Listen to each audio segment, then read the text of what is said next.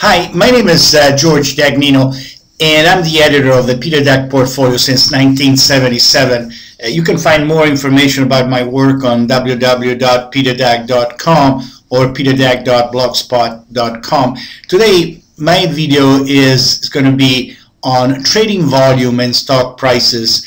There is an interesting relationship between trading volume and stock prices. Trading volume can be very useful to understand what's going on and what is likely happening, especially a major turning point in stock prices. It's not the ultimate indicator, it's not the final one, but it's one of the tools that every investor should have in their bag.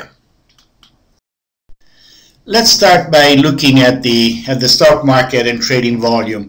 The most important thing about trading volume is that you want to notice when trading volume rises above the average. You can see here trading volume must be around this level. Okay, so this means that when you see trading volume going well above the average, spiking up, it has important information. The most important feature of trading volume that it soars after a market decline. When trading volume soars, you know that we are close to a bottom, and it happened here in August 2012. Again, the market went up, then declined again, volume stayed very high and spiked, and that was an indication that the stock market was close to a bottom. Then it started rising. Notice here it started rising, it spiked up, but look what happened here.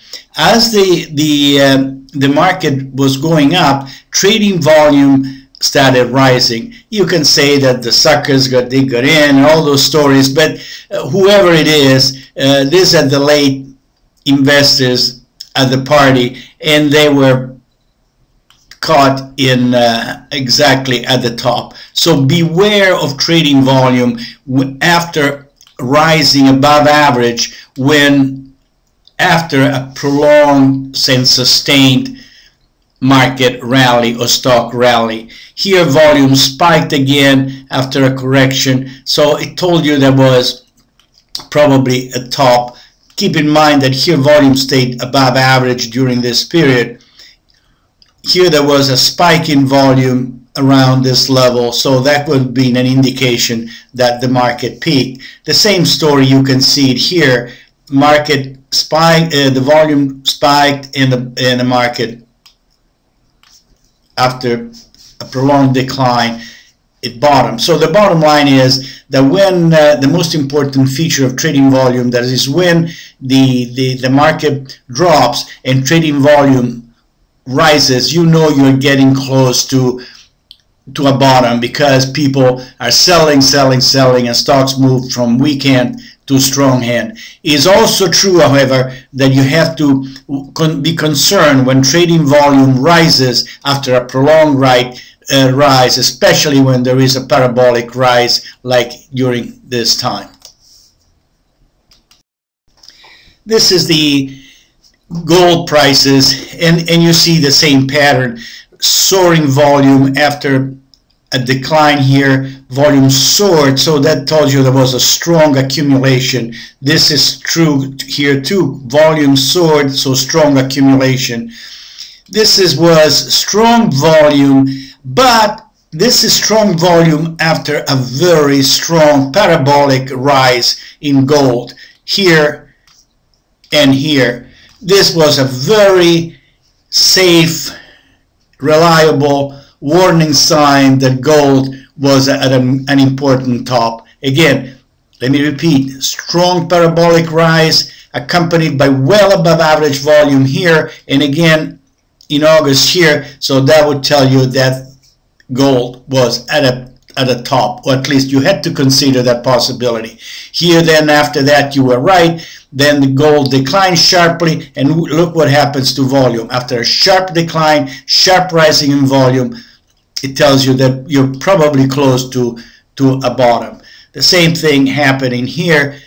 After a sharp decline, volume rises and gold bottom. Here volume rises. You see here again, when you see trading, the price going up, and then volume finally gets strong, that means a lot of people are trying to buy, and then the gold goes from strong hand to the weak hand, and then there's no more buyers, and the price declines. So again, the basic point here again on this chart, after a decline, strong volume is likely to be a bottom.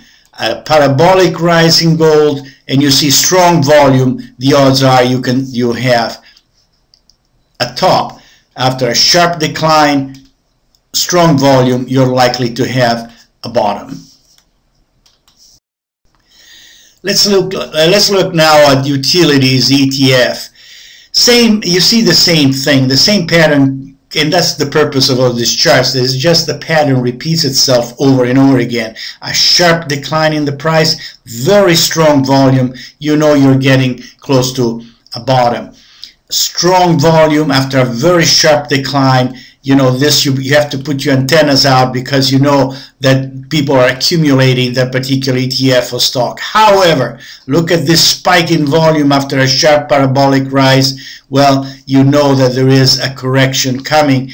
On the other hand, after that, strong volume after a decline, you know someone is buying heavily. Same thing here. Now here is the concern. There is strong volume after a very sharp rise in this sector.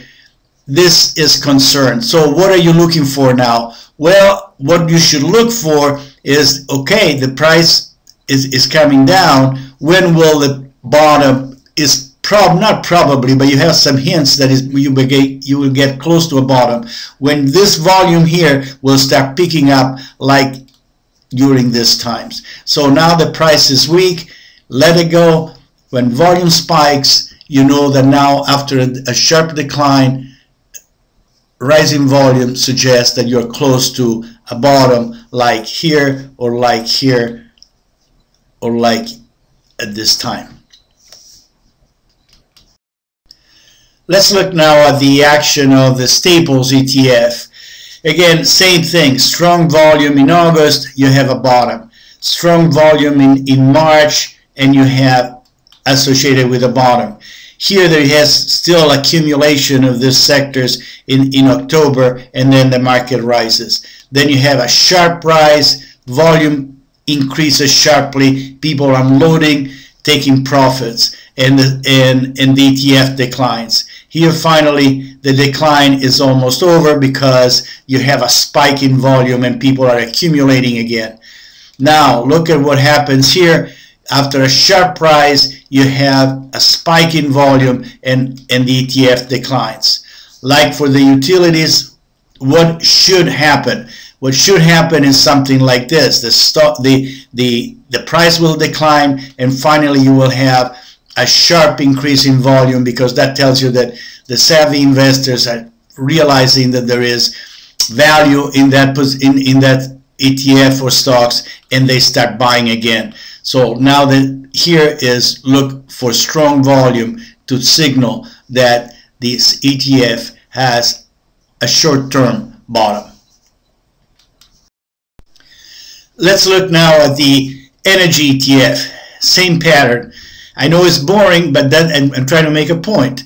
When strong volume is here, you know there is some type of a top. Some type of a bottom. Then the price of the ETF rises, it corrects, and again, soaring volume, it tells you there is a bottom again. Here, after a sharp rise, there is a spike up. Look what happens. Volume is very strong. That tells you the ETF was going to correct. Strong volume here, there is a bottom. Here now there is sort of a bottom, strong volume after a rise, so that would signal a top.